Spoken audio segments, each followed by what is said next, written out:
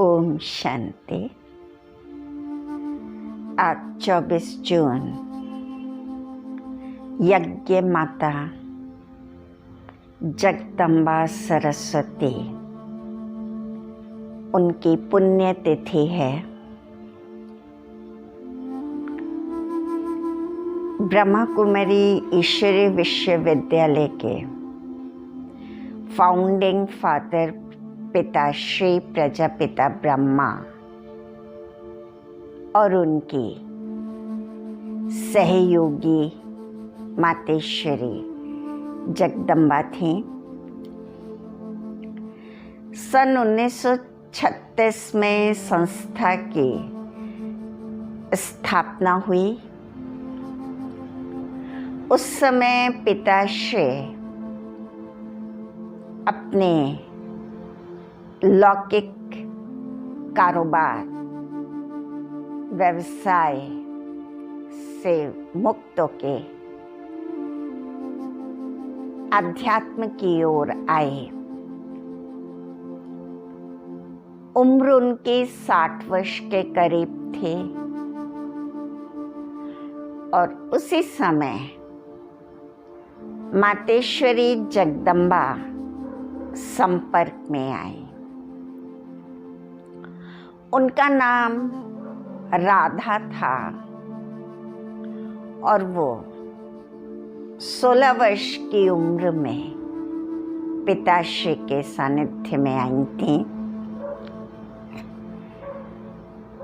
शुरू से ही वो बहुत प्रतिभाशाली थी, बहुमुखी प्रतिभा की धनी थी।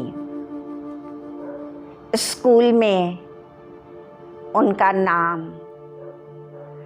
अच्छा ऊंचा था क्योंकि वो पढ़ाई में भी अच्छे नंबर पाती थी।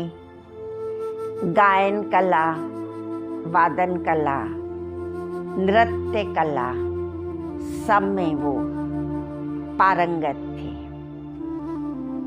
तो उनकी नृत्य कला इतनी अच्छी थी, इतना सुंदर डांस करती थी कि सब मंत्रमुग्ध हो जाते थे। और उनकी आवाज़ मीठी सबको लुभान्वित करती थी। उनका मधुर संगीत बहुत ही रस भरा होता था। उस समय वो फैशन में आगे थी, सौंदर्य की धनी थी। सौंदर्य के साथ साथ उनमें फैशन की भी एक रुचि थी और बुद्धि भी कुशाग्र थी, विद्या में भी निपुण। ऐसी राधा कन्या जब 1936 में आई, प्रथम बार उन्होंने पिताश्री ब्रह्मा बाबा को देखा। उन्हें ये निश्चय हो गया कि ये मेरे काफ़ी समय से बिछड़े हुए मेरे पिता हैं, क्योंकि छोटी अवस्था में ही उनके लौकिक पिता का देहांत हो गया था और वो अपने नाना के घर में थी, जहाँ उनका बाल्यकाल व्यतीत हुआ। पिताश्री ब्रह्मा बाबा को उन्होंने अपने पिता के रूप में पा लिया और जीवन का फैसला भी उन्होंने सेकंड में कर लिया। पिताश्री ने पूछा, तुम्हारे जीवन का लक्ष्य क्या है? तो वो बोली, मैं पीताम्बरधारी को चुनती हूँ, कोट पैंट वाले को नहीं। और तब से वो सच्ची योगिन, सच्ची तपस्विनी बन गई। उस समय वो ओम ध्वनि लगाती थी और ओम ध्वनि सुन के कई सत्संग में आने वाले भाई बहन ओम ध्वनि से देह अभिमान भूल जाते थे देह भान से न्यारे हो जाते थे और वो अलग ही दुनिया में पहुंच जाते थे। राधा से उनको महालक्ष्मी का साक्षात्कार होता था और पिताश्री से कृष्ण का। तो सब लोग उनको महालक्ष्मी के रूप में देखते। कईयों को उनसे दुर्गा माँ का साक्षात्कार होता, कईयों को काली रूप दिखाई देता। तो वो माँ माँ कह के सब पुकारते थे और ओम राधे के नाम से वो प्रसिद्ध हो गईं। उनकी ओम की ध्वनि ने बहुतों को परमात्म प्रेमी बनाया, इस ओर उन्मुख किया। जब वो मातेश्वरी के टाइटल से अलंकृत हुई, जगत माँ, जगदम्बा, तो विचार भी उनके उसी प्रकार। मैं शिव शक्ति हूँ, जगदम्बा हूँ, अम्बा हूँ, दुर्गा हूँ। और इन विचारों का प्रभाव उनके भौतिक शरीर पर भी आया और उनका शरीर भी माँ के रूप में विकसित होता गया। छोटी उम्र में ही उनके शरीर में ये आमूलचूल परिवर्तन आया। वो माँ ही दिखाई देती थी। इस प्रकार उन्होंने कईयों के जीवन का उद्धार किया, बुराइयों का संहार किया दुर्गा के रूप में। कईयों को माँ समान पालना दी, संस्कार दिए, उन्हें दिव्य अनुभूतियां कराई।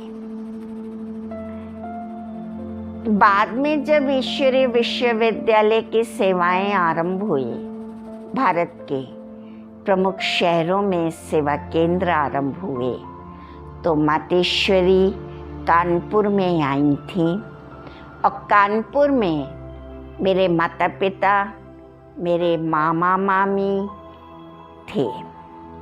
कानपुर सेवा केंद्र की स्थापना 1954 के करीब हुई। मेरा जन्म 1955 में हुआ और मेरे जन्म के 2 साल बाद पिताश्री ब्रह्मा बाबा ने कानपुर में बाल भवन का निर्माण किया। ब्रह्मा बाबा की ये प्रेरणा रही कि छोटे छोटे बच्चों को ईश्वरीय ज्ञान मिले, नैतिक मूल्य सिखाए जाएं, उनके चरित्र का निर्माण हो, संस्कार दिए जाए, जिससे ये बच्चे बड़े होकर जगत कल्याण में लगे। तो कानपुर में 5 युगल थे, छोटी आयु के ही थे। उनके छोटे बच्चे थे, उन सब बच्चों को बाल भवन में रखा गया और माताएं विभिन्न शहरों में सेवा के लिए चली गईं। सेवा केंद्र का आरंभ किया। हम बच्चे जब बाल भवन में रहे तो हमारा सौभाग्य रहा, ब्रह्मा बाबा और मातेश्वरी काफ़ी आते थे बाल भवन में और बाल भवन में रहते भी थे और हम बच्चों को प्यार की पालना देते थे। हम जो कुछ वहाँ सीखते थे, कविता सुनाना, गीत सुनाना, नृत्य करना, हमारी कला को मामा देखती थी, बाबा देखते थे और देखकर हमें प्रोत्साहित करते थे और खुश होते थे। तो मामा इतना खुश होती थी हम बच्चों से कि वो हमें गोद में बिठा लेती थी, अपने हाथ से हमें फल खिलाती थी, मिठाई खिलाती थी और मामा प्यार से सिर पे हाथ फेर के कहती थी, तुम सत्युग की राजकुमारी हो ना। बाबा भी हमारे साथ ये आध्यात्मिक ज्ञान, आध्यात्मिक शिक्षा देते ही थे हमको, लेकिन हम बच्चों का मन भी बहलाते थे, मनोरंजन भी होता था, खेलकूद भी होता था। बाबा हमारे साथ लूडो खेलते थे, सांप सीढ़ी खेलते थे, छोटे बच्चे थे, हम बाबा के साथ खेलते थे। बाबा बच्चों के साथ एक बार जब खेल रहे थे तो बाबा हार गए। बाबा ने तो बच्चे को खुश करने के लिए ये दृश्य सामने रखा कि बच्चे तुम्हारी जीत हो गई, मैं तो देखो हार गया। तो सब ताली बजाने लगे जोर जोर से, बाबा हार गए, बाबा हार गए। तो मामा बोली, ऐसे कहते हैं क्या, बाबा हारते हैं क्या? बाबा तो तुम बच्चों को आगे बढ़ाते हैं, कभी मत कहना कि बाबा हार गए। तो मामा को बिल्कुल पसंद नहीं था बच्चे खेल खेल में भी ऐसे बोल दें, अनजान होके, अबोध होके। मामा बाबा के लिए बिल्कुल नहीं ये बातें सुनना चाहती थी कि बाबा ऐसे ही हुआ, बाबा ने ऐसा किया। नहीं, उनका दिल से बाबा के प्रति सम्मान था, बहुत रिगार्ड था। एक शब्द भी उनके आगे ऊपर नीचे नहीं, और सबके दिल में वो भावना बिठाती थी।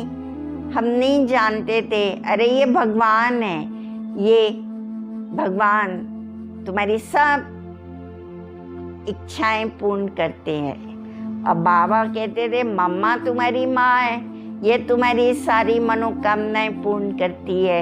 ये माता की पालना में हो, माता की शिक्षाओं को अपनाना।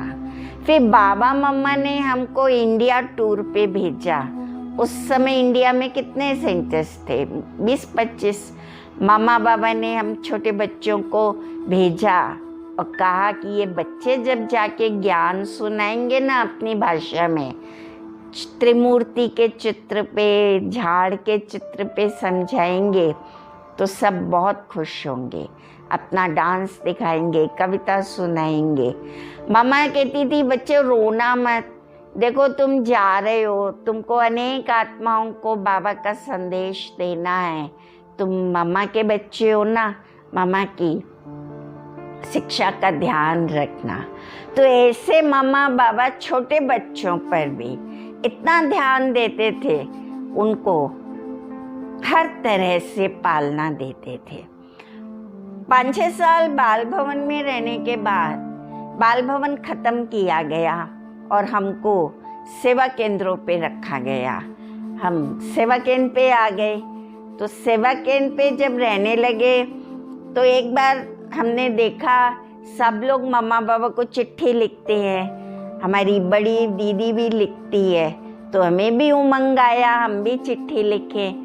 अब क्या लिखें, तो बस यही लिख दिया, मम्मा आप हमें कितना प्यार करती हो। तो मामा का जवाब भी आ गया। सब लोग कहने लगे, तुझे कौन जवाब देगा, तूने चिट्ठी लिखी तो है मामा को। तो मैंने कहा देखती हूँ। मामा का जवाब आया, जितना तुम शिव बाबा को प्यार करती हो उतना मैं तुमको करती हूँ। एक शिव बाबा से ही प्यार करना, एक शिव बाबा ही है तुम्हारा। तो मामा ने हमें बाबा से जोड़ा कि शिव बाबा परम शिक्षक है, परम सतगुरु है, परम पिता है। तो बाबा ने हमें पिता के रूप में भी पालना दी, शिक्षक के रूप में भी हमें स्कूल की पढ़ाई भी सिखाई, ABCD क ख ग, और आध्यात्मिक शिक्षा भी दी, और गुरु के रूप में हमें सिखाया कैसे आपको जीवन चलाना है अपना। सदा एक बाप की याद में समाये रहना है, संग दोष में मत आना, बाजार का नहीं खाना है, फैशन नहीं करना है। ऐसे ऐसे बाबा हमें और मम्मा भी शिक्षाएं देती थी। मामा ने हमें फ्रॉकें भेजी आबू से, फिर मामा आबू चली गई, बहुत सुंदर फ्रॉक भेजी। मामा का इतना प्यार था, मामा हमें चीज़ें देती थी खाने के लिए कि बच्चों का मन बाहर नहीं जाए, फैशन में नहीं जाए, खाने पीने की चीज़ों में नहीं जाए।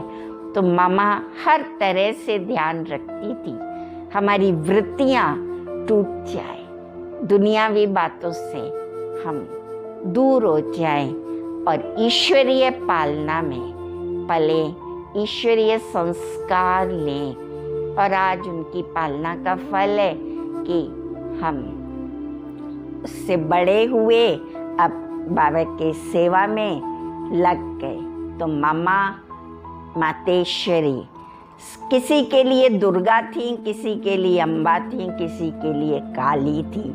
मेरी लौकिक मामी, उनके युगल भी थे, गुप्ता जी और कमलाबेन, वो भी बहुत निश्चय बुद्धि थे, बहुत सेवा भी की उन्होंने, बनारस में जोन बनाया।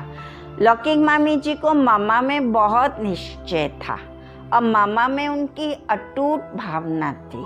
हमारी लौकिक मामी कमला मामी हमेशा मामा की विशेषताएं गुणगान करती थी और सुनाती रहती थी।